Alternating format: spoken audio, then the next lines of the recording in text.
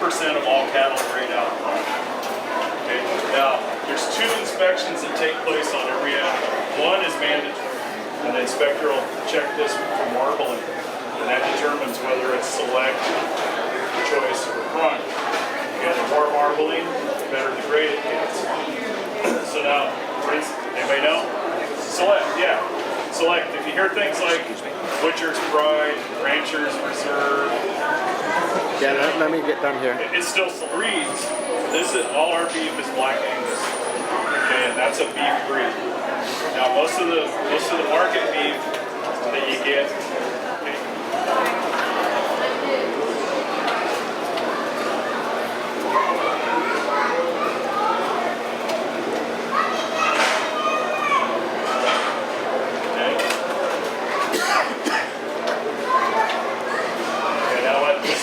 believe it or not, this thing's pretty heavy. The bottom part. So he's gonna crack this first bone. Can I slide down here in front of you, please? He's gonna break that first bone with the saw.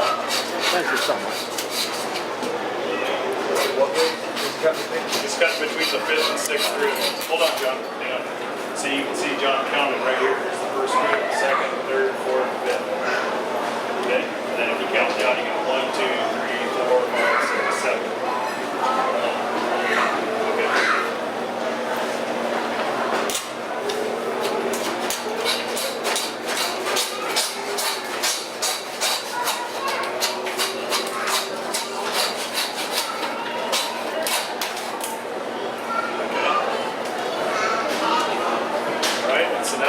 Now it's hanging there. So now what we're going to do is he's going to push it over to this table. And then he's going to knock that last piece. So that way it will fall on the table rather than on the floor.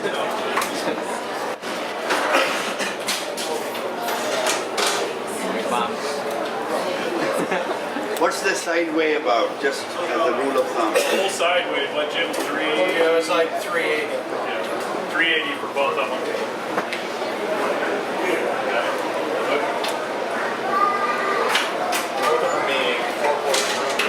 What's that? 4 and the hind together.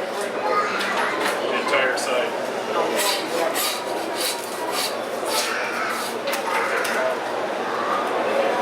I got it.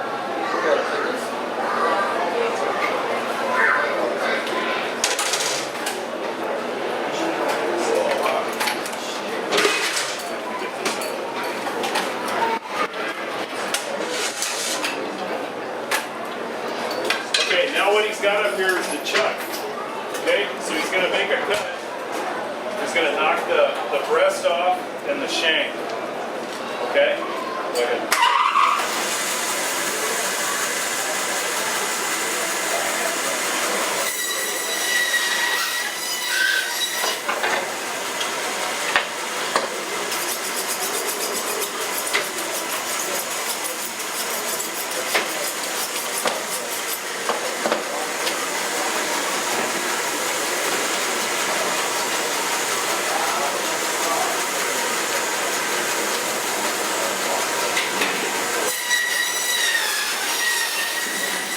Now what he just did there is he split the chuck. Okay, now the part toward the back, that's got a cross rib, that's your quad. And it's also got the short ribs and it's got a round bottom. And I'm going to take all that apart and show you everything. Now the part over here, that's where you get either your 7-bone roast or you can get your boneless roast and all that. Okay, so now let me take care of this. Johnny, do you want to? Okay. Okay. Now this piece I have right here,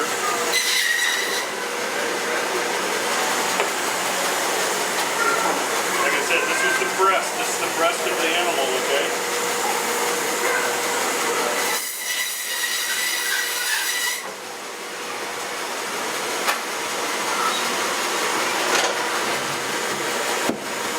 What we did there is we tried the bone, just to give it a nice uniform look when it goes in the case.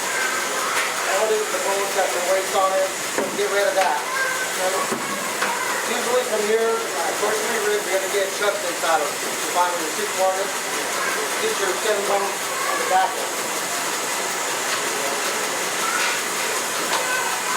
So we knock off a couple of steaks, you can take away the bones. What about that weight? on the bottom. Which one? That plate. First plate, that plate steak underneath. The plate steak? Yeah, underneath that, underneath on the bottom side of that. What do you do with that? You cut that up? The one I just cut off? Yeah, yeah, yeah. That's going to be oval roast, English cuts. You're going to get a cross strip out of there. This piece here.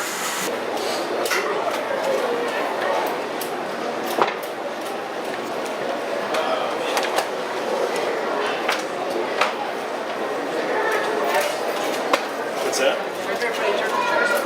Yeah, if anybody needs to move around or whatever, you can get wherever you want to see. Don't be shy. Yeah, don't be shy. And don't steal anything.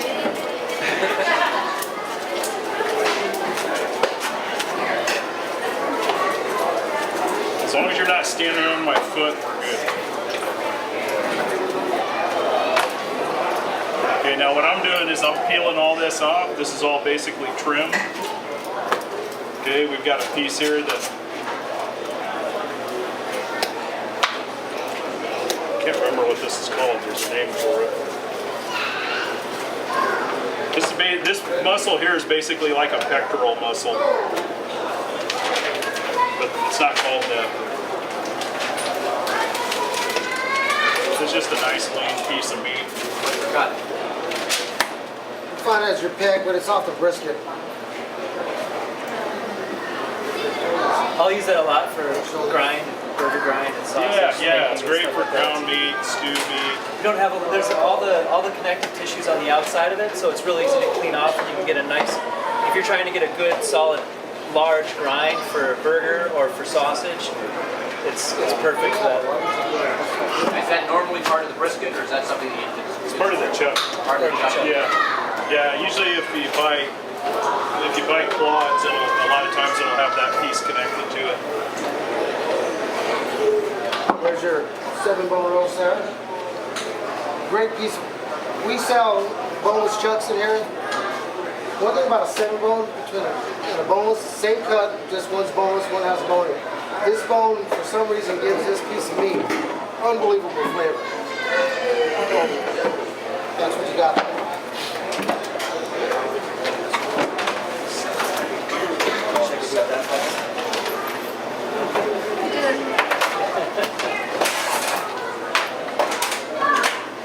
So this is just called the 7.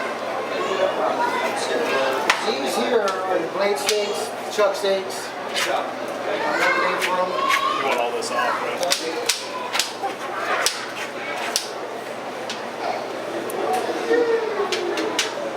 On your chuck steaks, it can be a very good piece of meat or it can be a tough piece of meat, depending on how you cook it.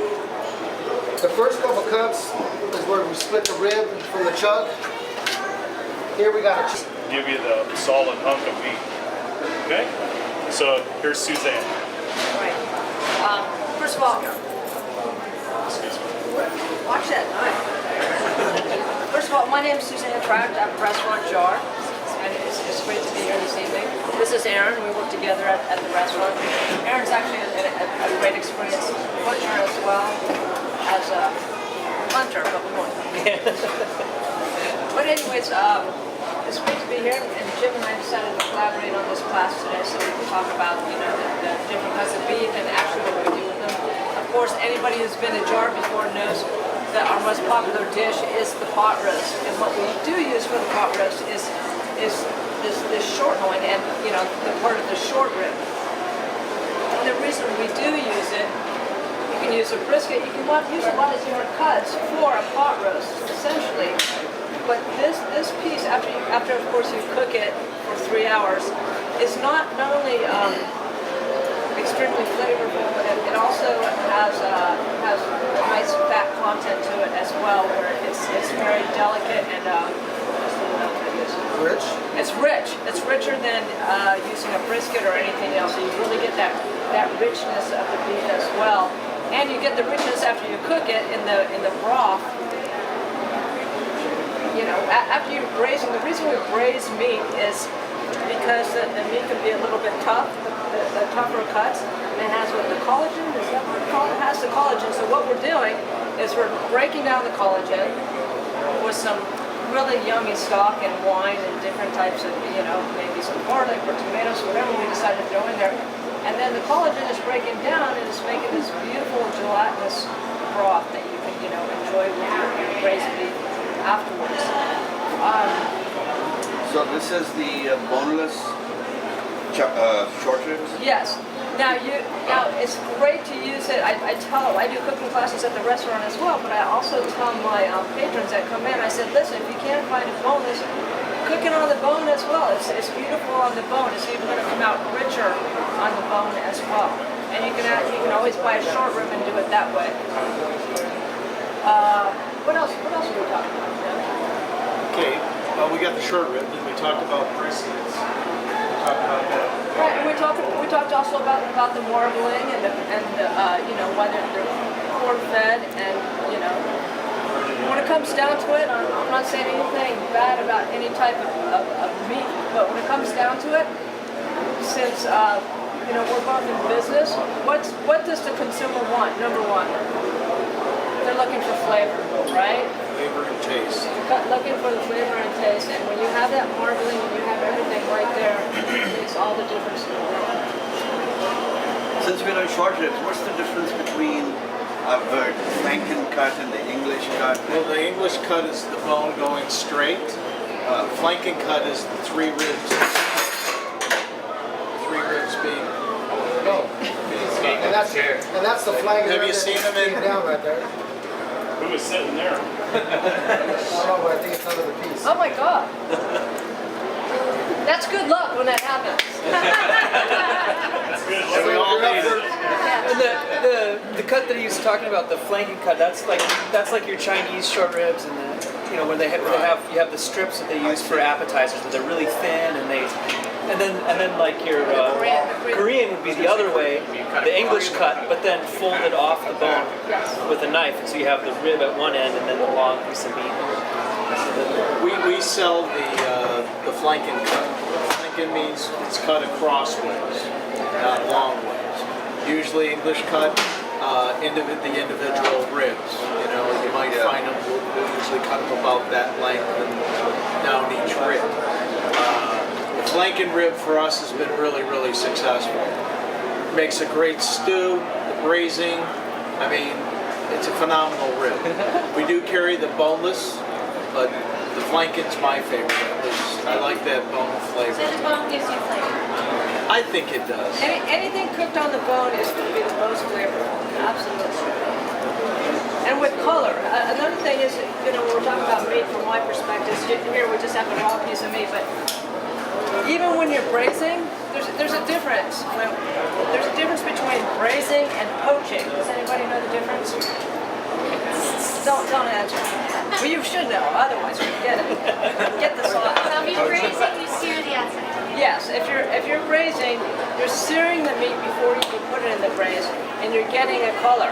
Also, you're not submerging it completely 100% in the liquid that you're braising it in. You're submerging it maybe 3/4. Some meat maybe a little bit more, but you're not completely covering the top. So when it's cooking, even if it does have a top on it, a lid, you're still getting the color and the great, caramelization of the meat that gives it that flavor. And looks good. It's not anemic or, it's beautiful. It gives it that great smell as well.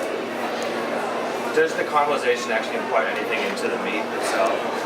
Absolutely. Oh yeah, it sears everything in. It sears the juices in. Locking your flavor in. And all that. And then, Moisture. also, but even after we sear anything like that, a pet peeve of mine is someone will sear something really great in a pan, a beautiful pan, and they'll sear it, a beautiful piece of meat, and then bring the pan over to the dishwasher. Well, no, what you want to do is you want to maybe empty out the excess oil, and then you want to deglaze the pan, because that pan still has plenty of flavor from the glazing of that meat, from the searing of the meat. You want to try to get all that flavor, as much flavor as possible. A general question. Everybody okay? Most of the time, you professional guys, you actually do the steaks in a pan or versus grilling? It depends, A lot of French chefs will prefer a pan. I prefer a grill, but sometimes if I get a great flat iron steak, I love doing it in a cast iron pan. Like if I love cast iron for meat. fish as well, but once in a while you'll get a great New York or you'll get a great flat iron. Some pieces of meat you really just do want to do it in the pan, and then it's really great because then you can sear it all. You can cook it all the way in the pan slowly and get some nice color, and then you take that meat out and then you can deglaze and make your sauce right in that same pan and put it right back on the meat. I think the most important thing with any cut of meat, whether you're doing a pan or the grill, is at first you want that really high heat to caramelize the outside, and then as you get it in there on the high heat, you control the heat and bring it down so it doesn't burn. So you get a nice, really dark, like medium roast coffee color on there, so that you're getting the sugars developed. So that when I barbecue at home, I have a double-sided grill. One is gas and one is charcoal. And I'll start the charcoal and the gas at the same time, crank up the heat on the gas grill, and throw my steaks on there. And that first mark on both sides. I also don't turn my steaks. I do one side and then the other side, get it really caramelized, and then throw it on the third side on the charcoal. And then it's going from like a 500 degree heat to like a 250, 300 degree heat, and then you let it sit. That first initial, you want it to caramelize, whether it's the pan or the grill. And even what Aaron just said, even when he takes it off the grill, it's not on any of his 3 or 4 grills that he has in his backyard. It's still cooking. You still have to let your meat rest because it's still cooking inside of the grill. You want to really, make sure all the juices stay in. Everybody knows that though, right? Yes, So, Rosa. how come pot roast was like a humble cut of meat? Do you think it used to be sort of like an expensive?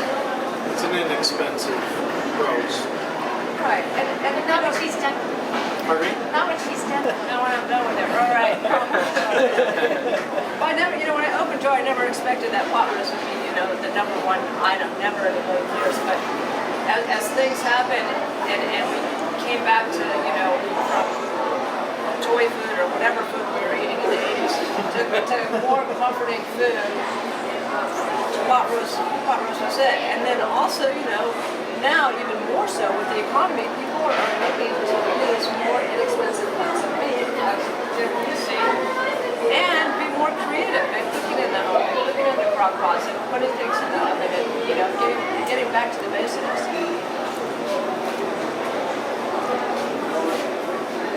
Any questions or? Okay, if there's nothing else, we're going to get into breaking the rib down. We're going to show you a tomahawk steak. We're going to show you, Whoever's chair that is, I need like. we're going to talk about the rib roast. We're going to talk about the rib steak. Show you what an outside skirts is. And I'll show you some shanks. One thing I want to point out real quick before John gets going, rather than more of a wedge-shaped steak, this is what it would be if these weren't cracked. These are called feather bones. Okay, so like I said, this is just the backbone. Is exactly what it is.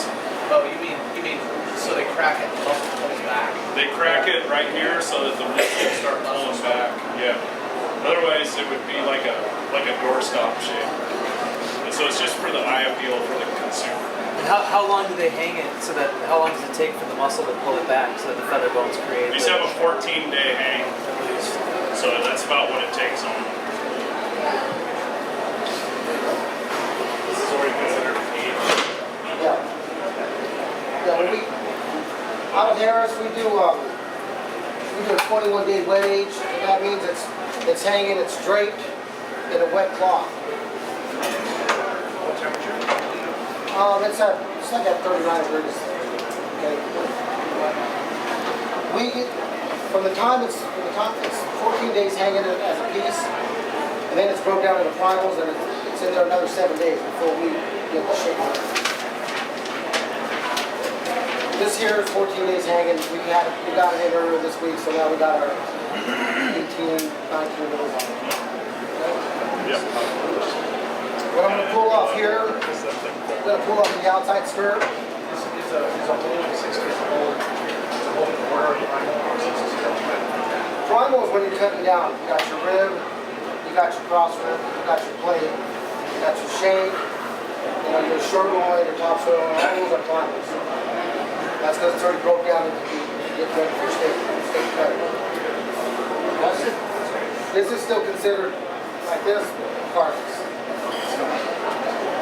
What's the difference in flavoring between wet aged and dry aged? We'll start off with moisture. It's a lot drier when it's cooked. Got a lot drier taste than like say one of ours. There's a lot of moisture on our steaks. Like you see that when you're barbecuing. You see a lot of fluid dripping off, a lot of fat dripping off. That's because it's a wet age. A dry age steak doesn't have too much of that because it's purging, it's pushing out all the water, it's pushing out all the blood, pushing out some of the fat. Okay? That's the difference. You gotta say a firmer piece of meat when you're cooking, you taste the texture on it. It's not as, it's tender, but you still has a little bit of texture to it. It really tastes it because all the fibers break down more than what a wet age does. Because everything's coming out of it. It has a little bit more when you dry age it, more of a nuttier flavor as well. So definitely, there's definitely a big difference between a dried aged flavor and the wet aged. Me personally, I love the dried age. Yeah, dry age is a real special process. They have a special room for it. Normally the room has one wall almost that blocks the salt. And the salt helps pull the moisture out. You'll see that salt, have you ever seen them? It'll turn all different colors and turn green and purple, red. And then it's also at a little bit higher temperature than what we keep our cooler at. Our cooler's right at 31, 32. And I believe a dry age room, if I'm not mistaken, I believe a dry age room is right around 42, 43. And it gives the meat a different flavor, and it's one of those things, either, a lot of people really love it, it's a good product. So, we have a good product, dry age is a good product. It's just a matter of preference of what you like best. My business partner and I, we went to hit all the restaurants that had dry age, and we kept on coming back and cooking our steak. We kept on saying, we're giving you the best steak that we possibly can. We were looking more for that juicier and more flavorful, and we feel that's what we give you. If you are looking for that dry age taste, then we're not your guy. But we feel that we're giving you the best that we possibly can. Now, is that kind of aging just on steaks, or is that on other cuts as well? It's usually the steakhouse which is having the primal cuts for, the ribs, the loins. You wouldn't find a dry aged brisket. I don't know. I mean, if you find someone that's doing their own dry Curiosity, that's all. if you find someone that has a dry age room, I'm sure they'll sell something. It'll take 30 days for it to be done, but I'm sure they'll be more than happy to put it in for you. a lot of butchers nowadays, instead of having that temperature controlled area or room, like a cabinet or something, they'll throw it up in the rafters, in the cooler, and they'll let it just sit there for a while. I don't feel that that's really dry age. And I won't tell you which butchers are in town that do that and charge you the extra money.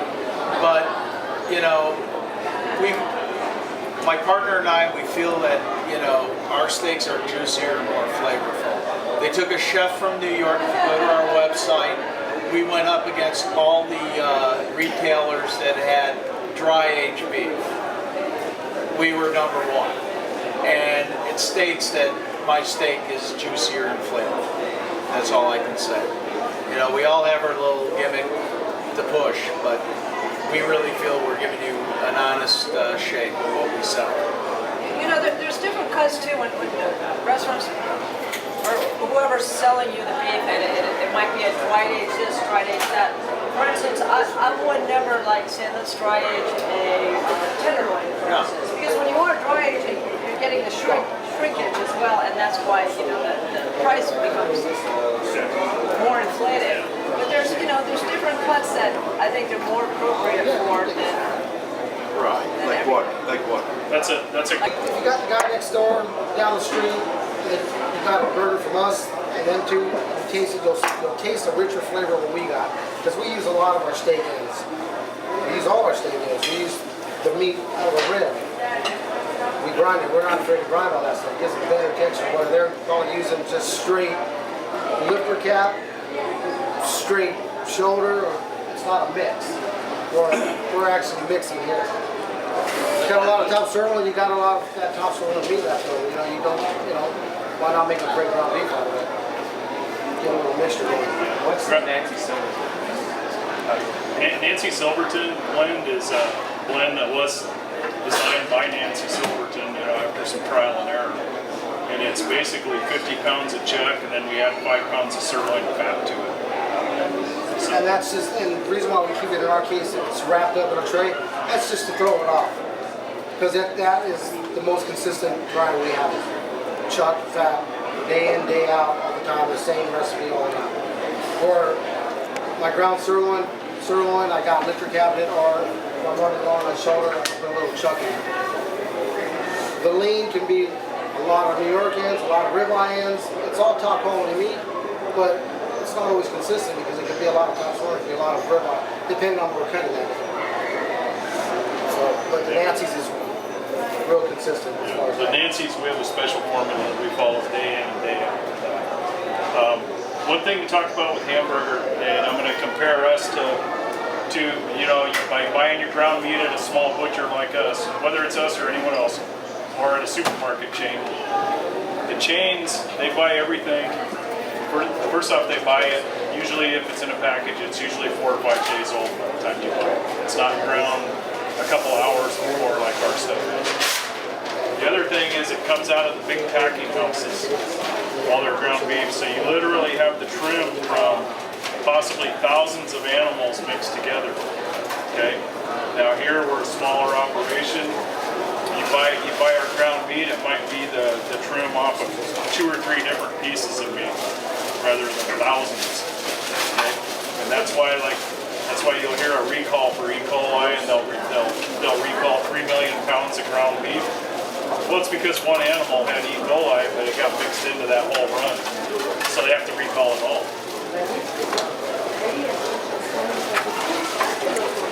So on this cut, what is this? Oh, this is the shank. The shank. This is the shank that Johnny sliced. This is a good soup cut. It's a great soup cut. And what is, to me, what is the best part of this piece of meat? The best part is right here. Yeah. Well, right there, but the marrow, right? Yeah.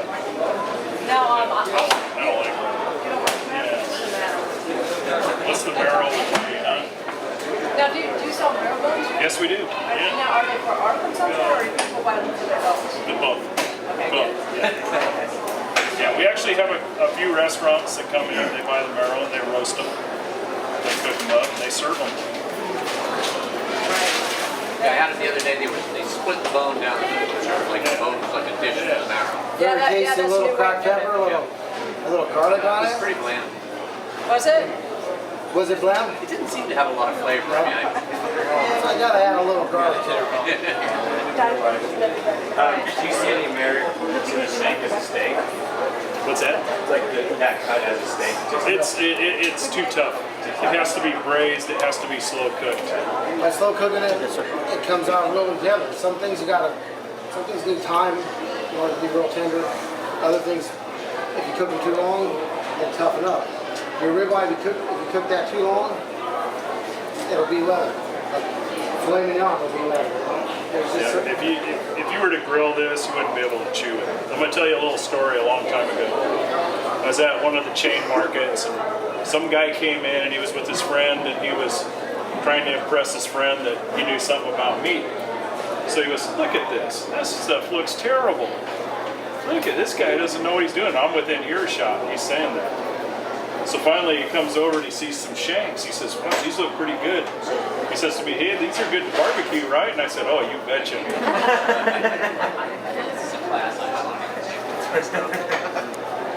it goes with that same concept. Don't mess with the guy making your food at a fast food place. You never know what you're gonna get. We are waiting on.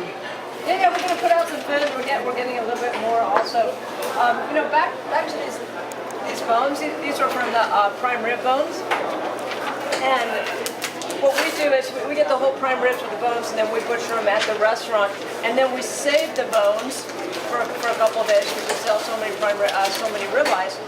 And then what we do is this meat. I mean, this is still prime rib on the bone. And what we do is we cut them up. And we sear them off and we braise them with some Chinese spices, some star anise and cinnamon, and we braise them, and they are absolutely delicious. We serve them with some rice noodles. But this is a really great thing. The beef bones, not only just to barbecue, but to braise as well. So are you gonna just keep making us hungry, or are you gonna? Okay. Next thing you're underway. I'm gonna go run. Now I have a question for you. You keep talking about your journeyman. Yeah. Where did you do that? Okay, I served at, everybody remember a chain called Alpha Beta? Yeah. So I started with Alpha Beta. I was hired as an apprentice meat cutter. And I worked for 2 years as an apprentice. And I had to, it was state mandated, I had to attend some workshops once a month with the company. And I also had to attend classes twice a week at Cypress Junior College. And I had to do that for the entire 2 years. Now you go into a market and they give you the illusion that there's butchers there. There aren't. They don't know how to cut a thing. They're just guys that they pay a little more than minimum wage. Everything comes in pre-cut. You know, they'll cut a little bit of meat on site, but not much. It's whatever one guy can do, because that's all they usually have. And if he looked at this stuff, he wouldn't know what to do with it. But they want you to have the illusion that everything's cut there. One way that you can tell if something's been processed off-site is, Jim, can you give me a out of our case?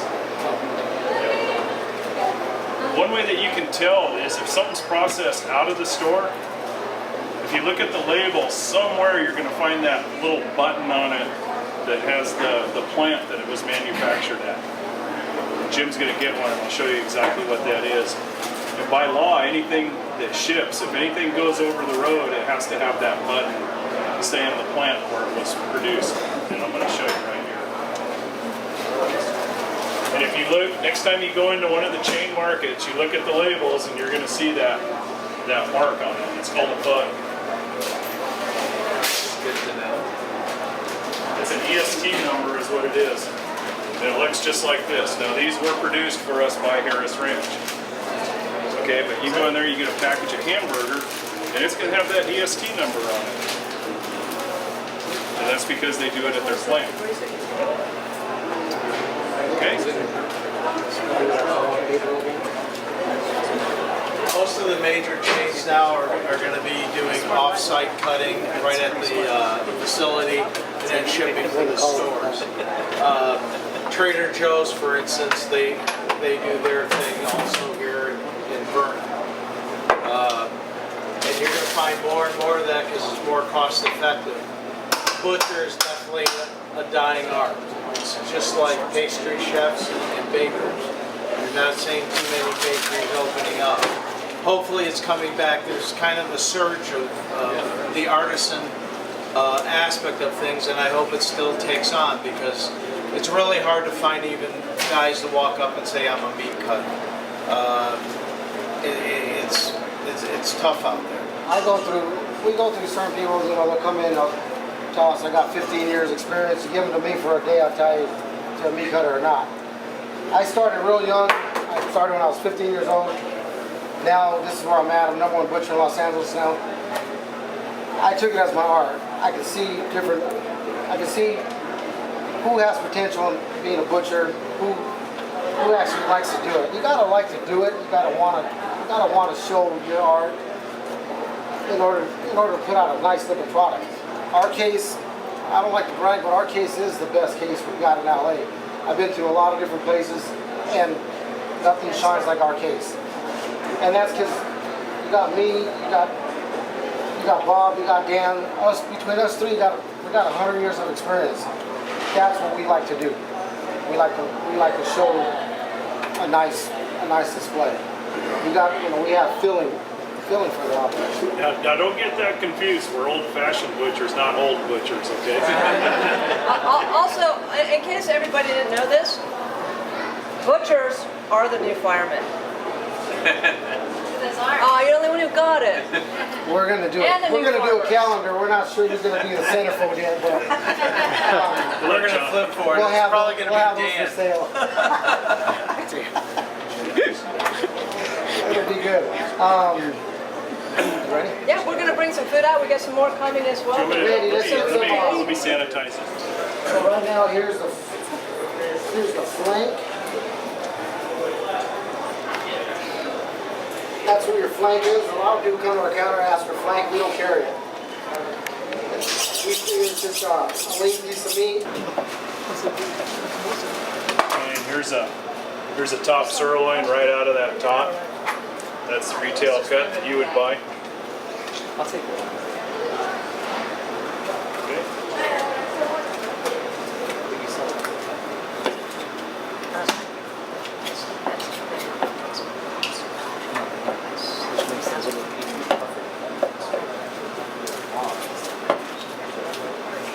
Oh, I started telling you years ago, about 20 years ago, there was a move to all the markets. If you look at them, they'll have plastic tables. And we still have the old wooden ones. Well, we kept the wooden ones because of the historic nature of the market. But now that they've had the plastic tables for years and years, they're finding out that they did it for bacteria. They thought the plastic was better than the wood.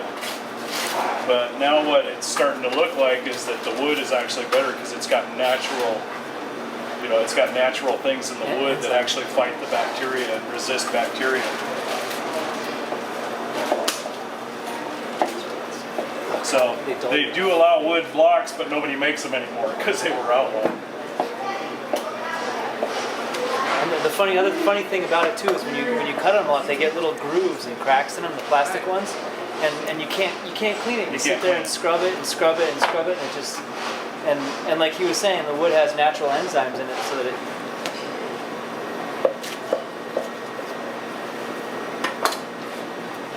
Just like that. That's a raw. Just slow cook, roasted with your potatoes and carrots and onions. Slices real nice. Okay, what are we at here? If you slice this thin, off the rump, you can make Swiss steaks out of it, tenderize them, do Swiss steaks with that. You can do cube steaks, you can do stew meat. Back in the day when they got the names for ground beef, ground round, that's because they didn't have nothing to do with us. Nobody wanted to buy it. So they would grind it. That was your ground round, because they were grinding all 3 pieces. That was the difference between ground chuck, ground round, and ground sirloin. They go to 3 different fat contents on all of them, and it was easy. Your round's a lot leaner than your chuck, and the rest of it just doesn't hold the fat. So therefore, it's a cut that you have to cook slowly. Okay. Any questions? All right, let's finish the class up. We're gonna knock this shank off. I'll take that finger bone off real quick, and we have more wine.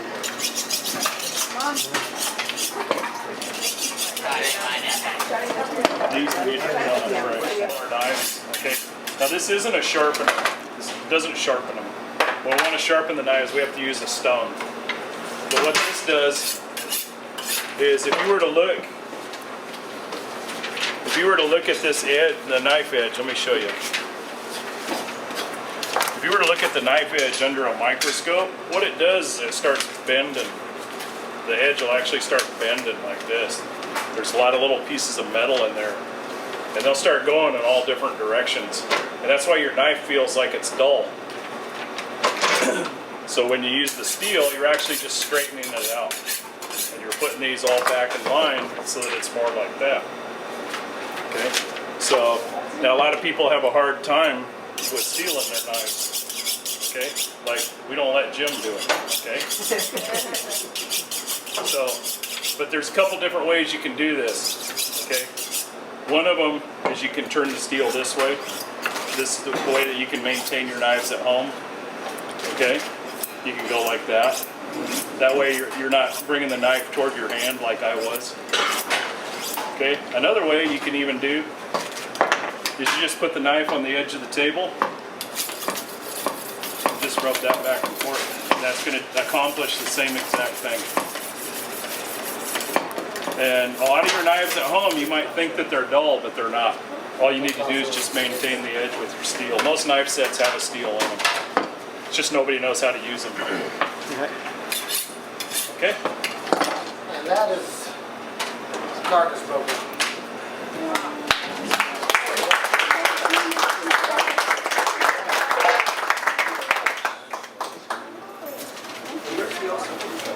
It's just, that's what happens when you open that up, fluff it up, there's no air. So you fluff it up, the oxygen gets to it, it's gonna bloom. That's what that's called, is a bloom. Kind of like if you cut yourself. You cut yourself, the blood comes out, it's red. It's not red, it's dark inside your body. There's no air, but once it hits that red, it blooms. Same thing with steak. Once it hits that air, it blooms red. It's actually a darker color. But it doesn't affect flavor, Nope, taste. not one bit, Just makes it look bad. not one It bit. just doesn't give a good appearance. You know, people do it selling. that shit's old. Once you cook it, you wouldn't be able to tell, right? It's like going back to the, its appearance. You go back to like the dry aged beef appearance. If we had dry aged beef out here, you probably wouldn't buy it. You'd think we have old meat because that's what the appearance is. A restaurant can do it because you're not looking at it before they cook it. By the time it hits your plate, it's got a great presentation. You don't want to cook that because you're gonna have a little flavor. You'll have a strong flavor if you're cooking that dry piece on the outside. What they're doing, they're shaving the outside, they're shaving the side, and they're using the core of whatever they're using. What's the time frame from when the animal's slaughtered to when we saw it today? From anywhere from 2 weeks to 3 weeks. Does it matter? Depending on Yeah, how it has to hang and it has to age. If you cut it right off the hoof, took it right off the hoof and cut it up, it's not real tender. It has to get some age to it for the fibers to start breaking down. That's a real important part of the. If you get into Europe when they age stuff, they really age it. You get some of the things, and I mean they're slimy on the outside, but that's how they like them. They don't think it's fit to eat until it's 6 weeks old. So.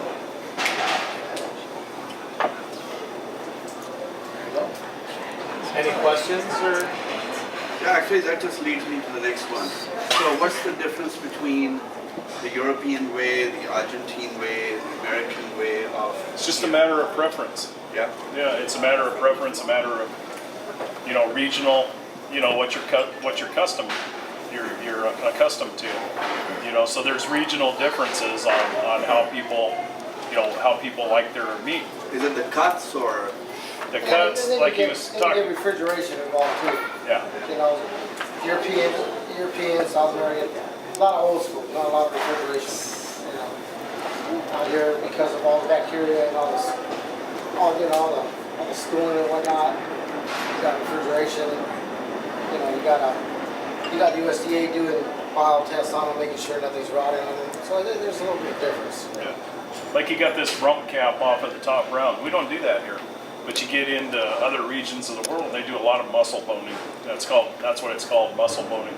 They take every muscle apart. They sell every muscle separate. That's just not the way that we do it here. East Coast, like I told you, they don't get a tri-tip because they cut it right in half. It's just the way that they do it. So would you say that maybe the American way is we're best, yeah. is to cut across, cut across the muscles, and maybe South Americans they cut the length of the muscle. Yeah, and a lot of it has to do with not having a saw, not having a power saw. So they just peel it. So you have to peel everything. If we were doing it, like South American or even Mexican, we would just leave, the whole bone would still be hanging there. And Johnny would have stripped every muscle off of it. It would have been from the shank all the way down to the end of the loin. Because we wouldn't have a power saw to cut the porterhouses and things like that. Then you lose the bone-in factor. What's that? Then you lose the bone-in factor on the steaks. Yeah.